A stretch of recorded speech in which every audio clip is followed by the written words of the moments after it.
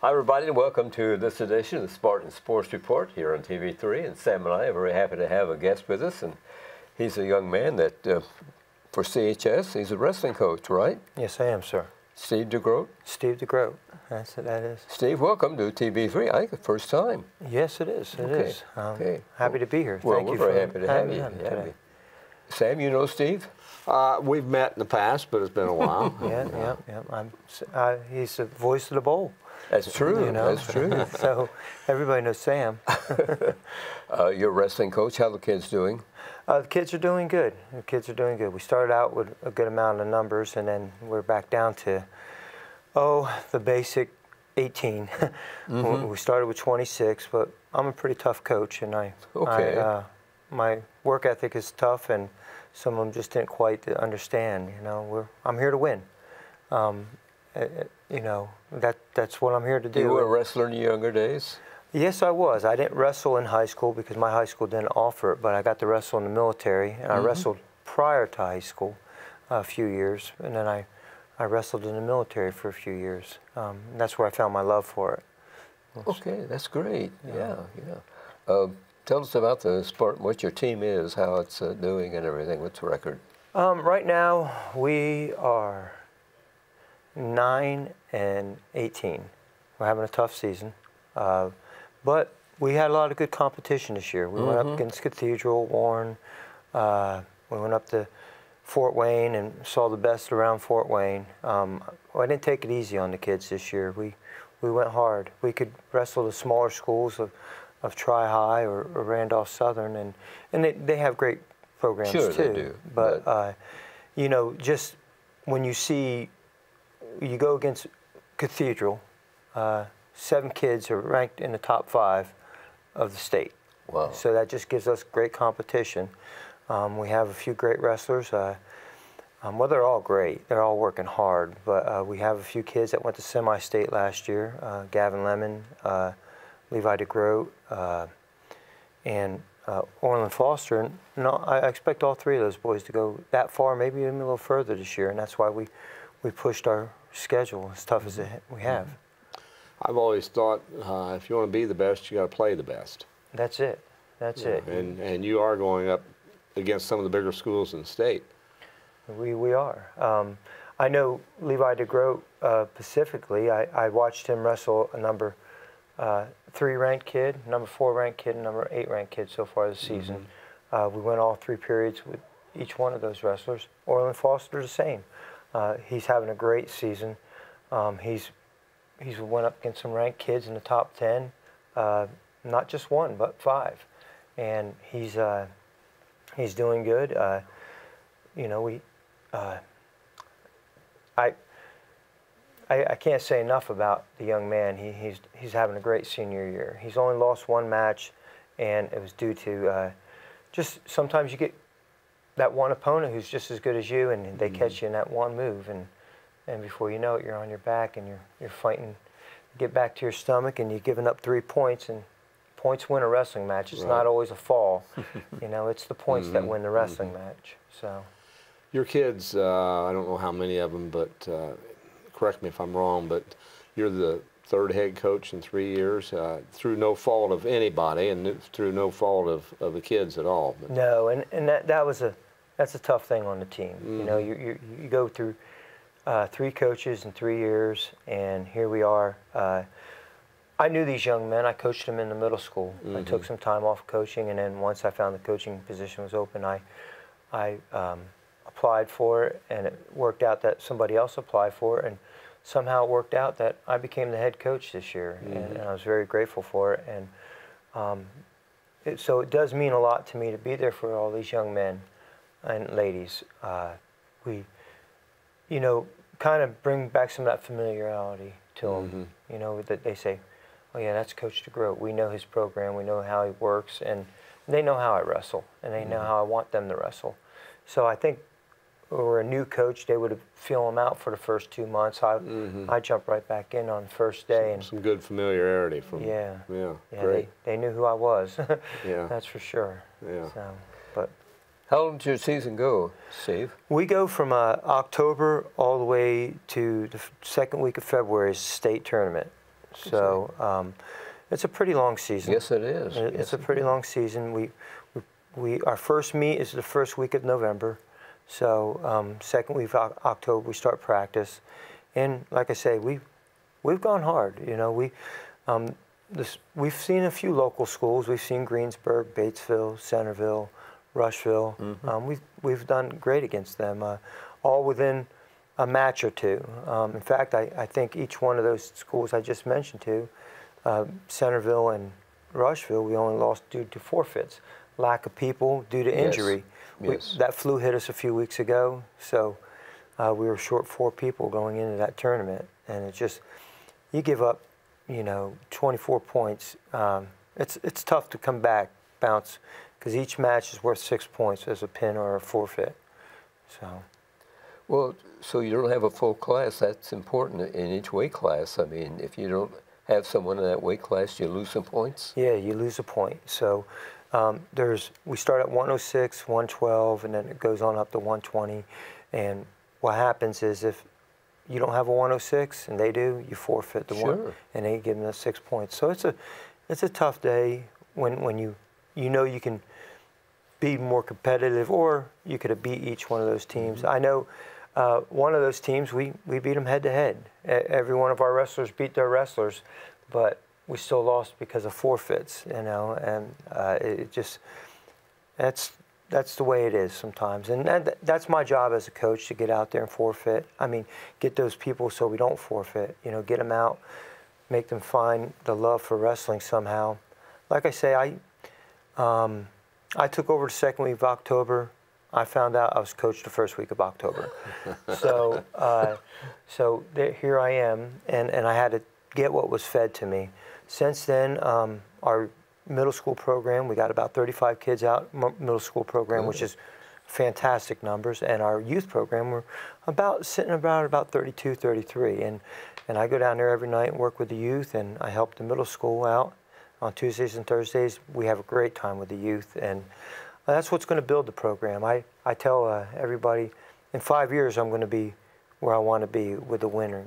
You know, everybody plays a different skill of basketball, as I have a different skill of wrestling, a different set of wrestling, and those kids have to be bred that. You know, I know, we ran the option for years, Connorsville did, you know, and then we got away from it, and well, that option was bred through the Iraqi years, all the way from the youth all the way up to high school, and that's why it works so well. So here we are. I plan on doing the same thing. I got the youth built up. I got the 6th, 7th, and 8th graders working hard for me right now, and I feel by the time these 7th graders become sophomores, we're going to have a pretty fierce team. Good. I think we'll be competitive against all the local teams, even East Central. You know, you look at East Central, they just have a number of vast kids, and they have, I don't know the number that comes out for wrestling, but they have 2 full squads, a whole JV and a whole varsity, and plus some. And we haven't had that in, I know, probably 8 years here in Connorsville. We haven't had a full squad, even the 14 of the varsity, you know, the number that we had. So we haven't had that in that long, and I think it's going to come back, you know, and with that great numbers of the middle school, the great numbers of the youth, and I train them, and they'll be ready for me, you know. And then I gave a list to the youth coach, and I gave a list to the middle school coach. This is what I want them to know, and this is what I want them, how I want them to learn it, and they're doing a pretty good job. I mean, I sneak in and watch practice at the middle school, and I help out a little bit, but we have Tom Gettinger, who is a state qualifier, and Kevin Cassidy, who wrestled years in Connorsville too. Both of those guys are coaching the middle school, and I try not to step on toes, but I go down there and watch, and they're teaching what I want them to teach, and they're teaching good discipline, and that's, by far, in any sport you have to have discipline, and these young men are teaching that. And then Ben Gossett down at the youth program, he's just, I'm down there right there in the mix of them, you know. As I get older, I enjoy the youth more because I can see the spark in them, in their eyes, and I remember that spark. So makes me pretty happy. But he's doing a great job, and he allows me to coach down there, and so we just have fun, you know, and we've been to 2 wrestling tournaments, and the kids fared well against all the other teams. So I'd say we're probably 50-50 wins, and most of our kids in the youth program right now, we probably have 60 or 70% new kids, first time ever wrestling. Only about 30% wrestled before. So to come out with 50% wins on a weekend, on a Sunday, that's pretty good. That's yeah. pretty good. You Yeah. know, you smile as a coach and think, wow, it's working.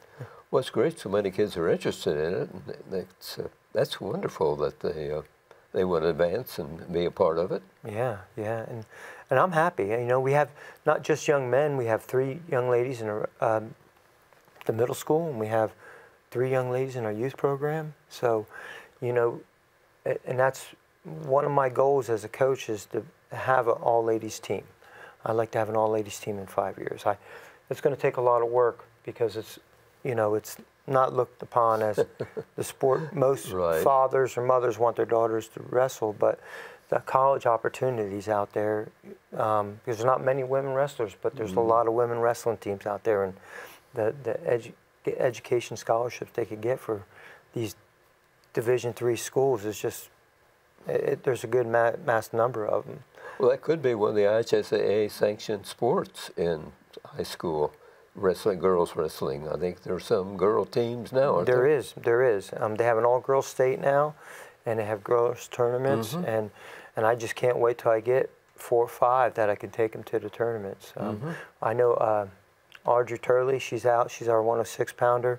She's a junior, first-year wrestler, and she's doing pretty good. She looks a lot of promise. She's gotten her motion good, and she can move on the mat good, and she goes after him. She's an attacker, and right now it's the experience that's getting her. She puts herself in a bad position, and it doesn't always work out the way we want, but I see a lot of promise, and hopefully next year she'll bring a few friends, and I know she has a younger sister in the middle school program, so That's great. yeah, it's exciting. Yeah, teaches a lot of life skills, discipline, and different things by participating in sports, and I would think wrestling would be right there with that. Yeah, wrestling. I think there's probably one tougher sport, really physically, and that's swimming. Swimming, you use every muscle of your body, and I give it to the swimmers. I know I've watched them do laps in the pool many times, and I'm thinking, man, every part of your body's being used. In wrestling, it's not so much that, or football or baseball, you know. You're using your skills, but not every muscle at the whole time, you know. Baseball, you know, he's standing there and he's got that time to wait for that batter to hit the ball. Wrestlers are the same way, you know. You're on top, and you might be just putting your pressure on top of the guy and holding him down, but you're not using your every ankle muscle or anything. But it does give you a lot of discipline. You mentioned football. Do football players make good wrestlers, and conversely, do wrestlers make good football players? Oh, they do. They do. I look back at some of the linebackers in the past at Connersville here, and the ones that hold such the high stats of more tackles in a year than anyone else, and they're all wrestlers. You know, I mean, we look back at Andy Grubbs. We were talking way back in 2003 here.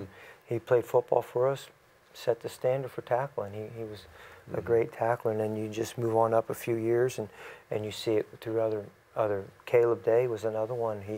He was a great tackler. I know he played center linebacker, and he did an awesome job for the team when he played. And he played for Coach Kirk there and the Coach Kelly years.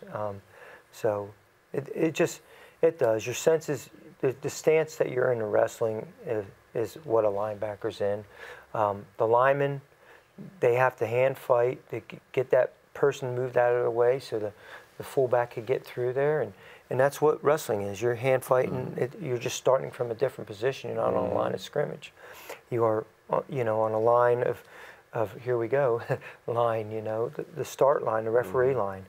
So hand fighting goes with it, foot movement. You got to learn to move your feet and not be really know where you're walking at times. Football's the same way. Sure. You know, builds a lot of confidence. I see some of the best tacklers that Coach Lynch had this year.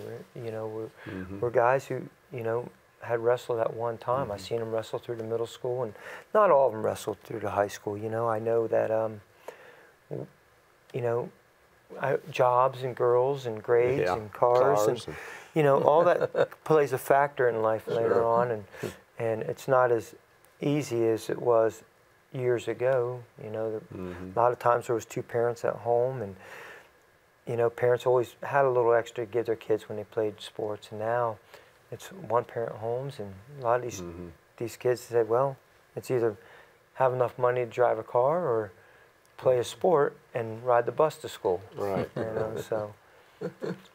29th and 30th of this month, you've got the Spartan Classic coming up. Can you tell us a little bit about it? Is this your first Classic? This is my first Classic as a coach. Okay. I've been down there for a lot of years. The Classic is a 32-man team. Yeah. It's there's only 3 bigger tournaments in the state. Really? One is the state tournament itself, you know, when you go out, and then I know there's another tournament up north, and they have 32 teams, and now here we are with 32 teams, and it's great competition this year. We've got some new teams coming in. I know Purdue Polytech's coming out this year, and I know there's a bunch of teams. All the local teams are coming out from East Central down to Rushville to Liberty, and I know it started years ago. I know Ed Collier, I know, started the Classic. Yes. I know the brief history of it, but not all of it, and it's tough competition. You know, this year we're running it through track wrestling, so it may run a little bit smoother for people this year. The kids are going to know what mat they're going on just by looking at their phone, and they're going to know when they're coming up. It's by far a great tournament. That's something that will even get better in the next few years. I know with the track wrestling, it'll attract some other teams that kind of backed away, because track wrestling's been abroad for about 10 years now, and it's gotten bigger and bigger, and all the tournaments run by, and it just runs a little bit smoother, and the Classic was always ran by hand. And there's good things about that, is that we can move a mat easily by hand. You know, you can just say, hey, we're taking you off mat 3, putting you on mat 2. Now somebody has to enter it in the computer, but I got a feeling that it's going to move just as quick. It's quite the tournament. As a young man, I know I look at Levi Degroat. He's wanting to win this year. You know, he's got tough competition. He's got a few kids that are ranked in the state this year above him. The Mount Vernon boy, I know, he's ranked 4th in the state this year. So it's going to be a tough competition for him. Orland Foster, I think he won it last year, if I remember correctly. Yes. And he's looking for a repeat. And then we have Silas Foster, who goes to Purdue Polytech.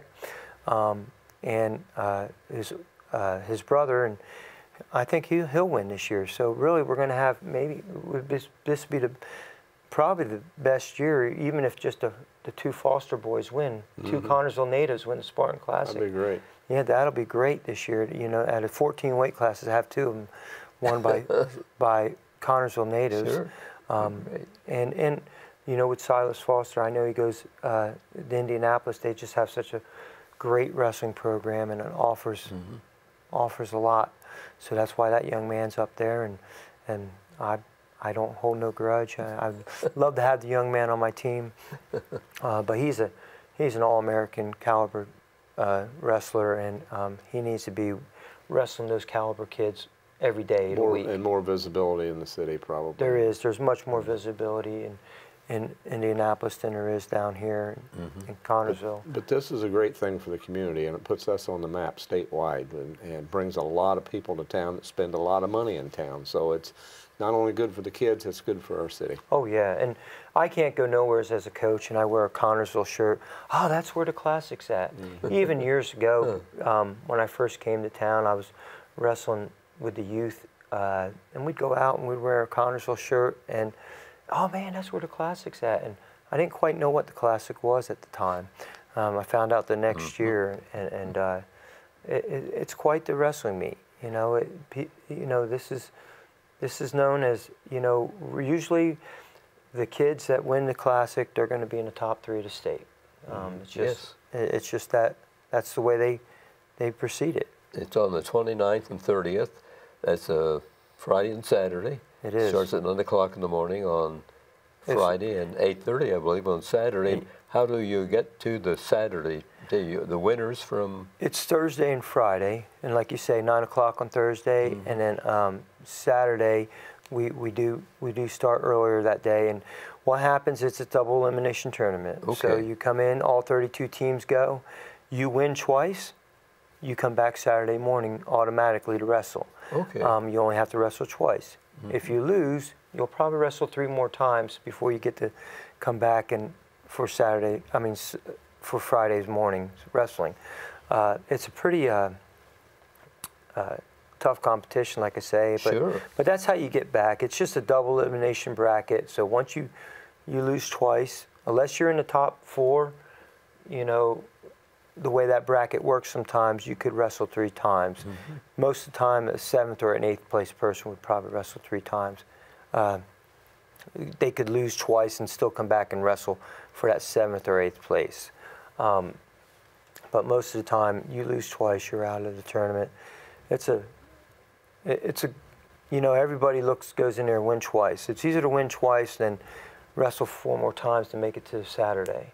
I mean, Friday afternoon, Friday morning to Friday afternoon to the finals. Like I say, I'm excited about it. I know, like you say, Sam, that it brings so much to the town. You know, that I know Miss Van Meter, she's put out all the restaurants to eat at, and all the local restaurants are on there from every one of them. And so that really, these teams are going to stop and eat there now. All these other teams, 32 teams, have gotten a list of where to go eat.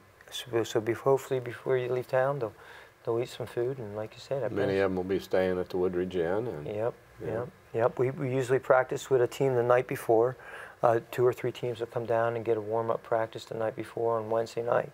So we'll get those mats set up Wednesday, and you know, they'll be there ready to wrestle Thursday morning, and it's pretty good for us. We like to go down and see the competition. It's a great event. All the folks that are wrestling fans looking forward to it. Do you know the cost if fans want to come out and watch it? It's I think it's $8 a session or $15 for both days. Okay.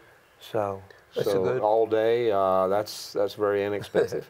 Yeah, that's an inexpensive entertainment. You know, you'll get to see some laughter, you'll get to see some tears, and you'll get to see some champions and some great competition.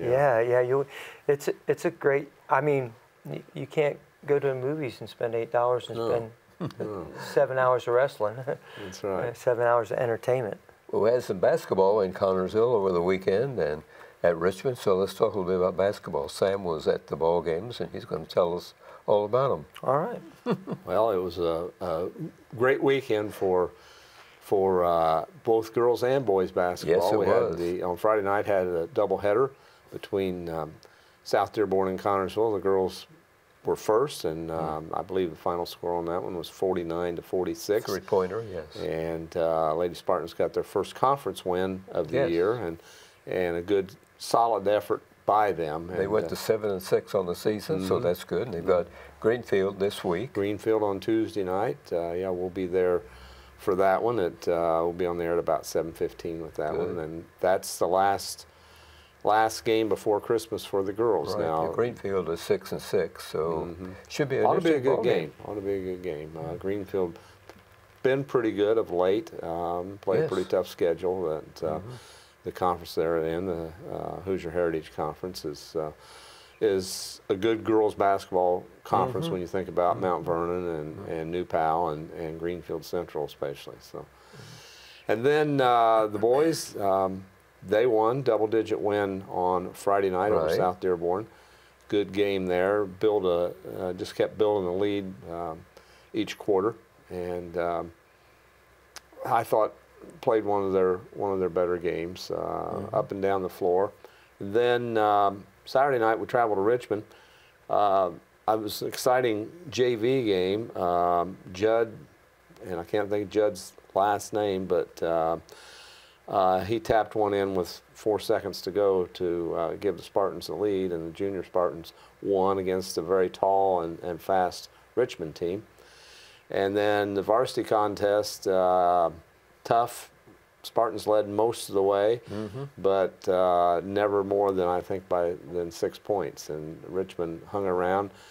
They had some nice size and some length on that team, and a lot of quickness. And there again, a relatively low-scoring game, but the game was up and down the floor. People see that and think that we hold the ball. Well, a lot of that is our defense keeping the other team from scoring.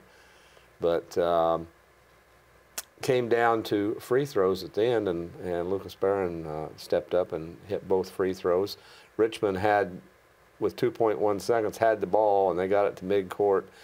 And I believe the young man's name was Horton, threw up a three-pointer, and it was down and came back out, and Spartans survived. So 41-39 was the final at Richmond. Yeah, a fun game, and I always like to talk about defeating Richmond.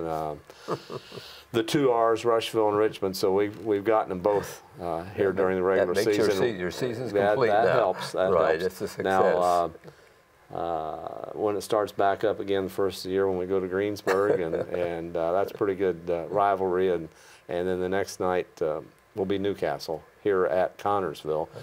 It's going to be a special night that night, that the 83 state champs will be back and be recognized on the 40th anniversary of in 1983 of them winning state championship. And I understand that they're asking for former band members. They want the alumni band to play that night as well, which I think is a pretty good thing. And having been a band parent, I always like to promote the band because those kids, they work year-round. Yes, they do. They work at being in the band, and it's hard work. You think about marching band, they got to be in pretty good shape to be out there and do that. So that's a lot of fun. We have some highlights from the South Dearborn game that the Spartans played. Let's watch those right now. TV3 was there. Coach Brown and Coach from South Dearborn talking. Josh takes it in and lays it up. He had a pretty good night. Braxton Myers had a heck of a night too. We were looking for that breakout game for him, and he had that on Friday night. Connorsville just continued. There's one that Taco banked in at the horn to put them up by 6 going into the second quarter. And South Dearborn hung around their friend in the first half, but Connorsville started to build that lead, and you see there in the third quarter, 33-20. So everybody, I thought, played well and contributed well. The nights are getting better too. The nights are getting better. Yes. And it's a pretty good league we play in, the Eastern Indiana Conference. Yes, it is. Some tough teams all the way through. By this point in the game, early fourth quarter, up 16, now then 18 with just 20 seconds gone in that fourth quarter. So Spartans really had it in hand by then. And a great conference win. Puts the record at 2-0 in the conference, and you just about have to win that one out and go undefeated to win the conference. Greensburg and some of those other teams that are stiff competition. Yeah, and you don't want to count out Lawrenceburg. They're the defending sectional champs. So Spartans win this one, double-digit win, and they'll next be in action on the 27th at the Bowl when they host the tournament, and they'll be playing Rock Creek Academy. So got that little tournament going on between the holidays, and then they'll get back to regular action in January. Thanks everybody for watching this edition of the Spartan Sports Report here on TV3. And Steve, thanks a lot. Thank you, Good luck sir, to your for having me. youngsters.